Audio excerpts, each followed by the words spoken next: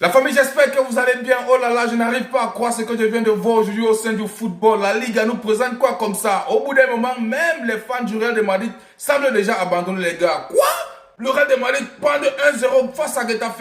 Un club qui est peut-être 12e en termes de Liga vient rosser le Real de Madrid, les gars. Vraiment, pour commencer d'abord, on doit dire que ici, Rudiger, c'est un tueur. Non, c'est un tueur. D'office, il devait prendre un carton rouge ici.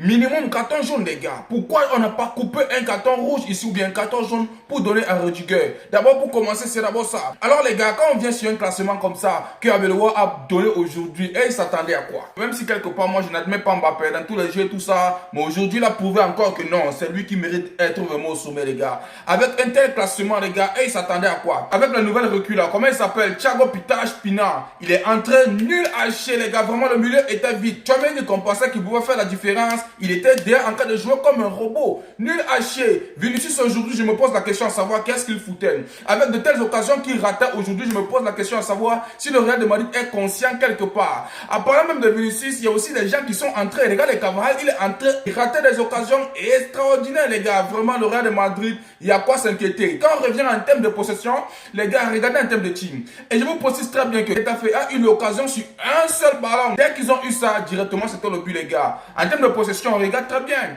18 tirs pour le Real de Madrid, 7 tirs pour Getafe. Alors, 7 tirs cadrés pour le Real de Madrid, 3 tirs pour Getafe. 78% de possession pour le Real de Madrid. De l'autre côté, à Getafe, il y a 22%.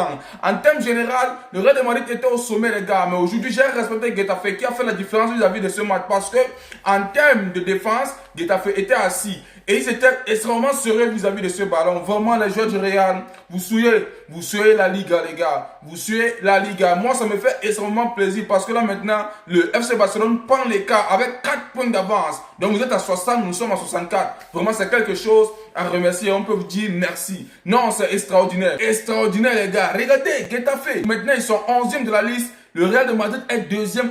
On les rose. Tout était à la rue. La défense à la rue, milieu de terrain à la rue, les finitions à la rue. Aujourd'hui, on doit se dire la vérité, vous étiez à gauche. À un certain moment, on doit se dire la vérité, même si on n'aime pas le Real de Madrid, vous là, vous ne méritez pas jouer pour ce club qui a fait rêver tant de personnes, les gars. Bref, vous êtes dit, revenez, prenez maintenant la décision, revenez au FC Barcelone si vous ne voulez pas tomber une crise cardiaque. Aujourd'hui, vous êtes fiers, demain, vous n'êtes pas fiers. Aujourd'hui, on vous met en joie, demain, il désactive votre joie. C'est ça? Non, le Real de Madrid, non, les gars. Bref, les gars, qu'est-ce que vous avez pensé pour ce match? N'hésitez pas de me joindre sur YouTube, c'est un bon débrief de 10 minutes. Et n'hésitez pas de vous abonner et partager au maximum car c'est ça qui fait le référencement.